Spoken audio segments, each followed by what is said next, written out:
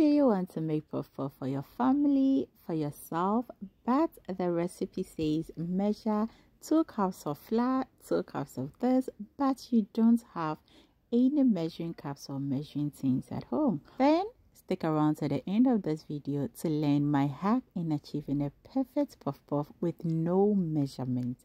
A very warm welcome to the channel. If today is the first time here, my name is Yummy Cash. So this is how I make it. In a bowl, I add an amount of sugar, active dry yeast, and vanilla sugar. Then I set it aside. In another bowl, I add hot water, then dilute it with evaporated milk. I give it a very quick stir and feel for the hotness of the liquid. If it is too hot, I add in cold water and then give it a good mix. Once again, I dip my hand into the liquid, and if it is okay for me, I set it aside, bring back my bowl containing the sugar, and then give it a very good mix. After giving it a mix, I start adding in the liquid. Now, I'm not going to add in all of the liquid. I add about half of the quantity, give it a very good mix. Then start adding in the flour. So as I said earlier on, there is no measurement to this recipe. It is a hack that I always use whenever I don't feel like using any measuring cups or any measuring thing in measuring my ingredients whenever I am doing puff puff. So I give it a very good mix, and then I switch to using a wooden ladle. Now you can use your hand to mix it very well. After mixing it for some time, I add a little amount of the liquid and then add some flour to it.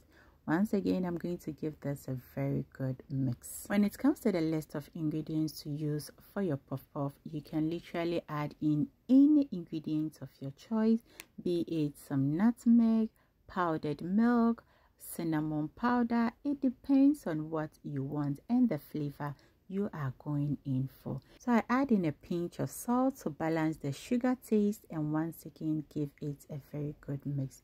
As time goes on, I add a little bit of the liquid, mix it well, and then continue till I get a very good consistency and also achieve the quantity of the puff puff batter I want. So when it gets to a point, it is advisable to taste whether the sugar level is okay for you, and if it is not okay, feel free to add in more of the sugar as I am doing in the video. So I added in 2 tablespoons of the sugar and then added the rest of the liquid. Now, time to give it a very good mix. So let me chip this in. When you're making your puff puff in large quantity, then it is advisable to make your water or your warm water in large batch. I've shared this hack with a couple of friends and they all come back to thank me, but I just realized I do not have it on the channel. Probably it's gonna help 1 or 2 people out there, and I hope you do try your hands on at home and let me know. Come back and give me a feedback and I will gladly appreciate that. Now the quantity is okay for me because it is only for the family, and we are, you know, a small family, and I always love to make the puff puff fresh. So I don't like to keep it in the refrigerator or put it down then we eat it the next day. No, I don't like it that way. I always love fresh things. So I scrape the side of it and once again beat it for about 1 minute. Now this is the hack I want to give you. Whenever you're making your puff puff, always make sure the batter is not too runny or too thick. When the batter is too thick, add more of the warm water to soften it or to lighten the batter. On the other hand, if it is too runny, add in more of the flour to have a medium consistency.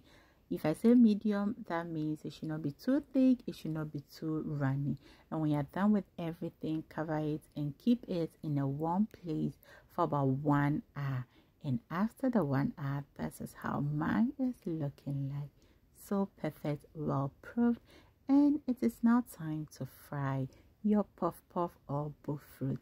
Also, when you're frying the puff puff, make sure your oil is not too hot. Now with this hack, there is an exception or 3 exceptions to this. 1, use an active dry yeast or use an active yeast. Never use a yeast that has expired. The second one is to use warm water. Never use cold water whenever you are making recipes that calls for yeast. And the third one is the weather conditions. If it is too cold in your place or at your place, then it is best to use more of the yeast. So this is how mine came out, just so perfect. Now, thank you so very much for watching this video, and I hope to see you around next time for another great recipe. Until then, always remember to do everything in love. Cheers.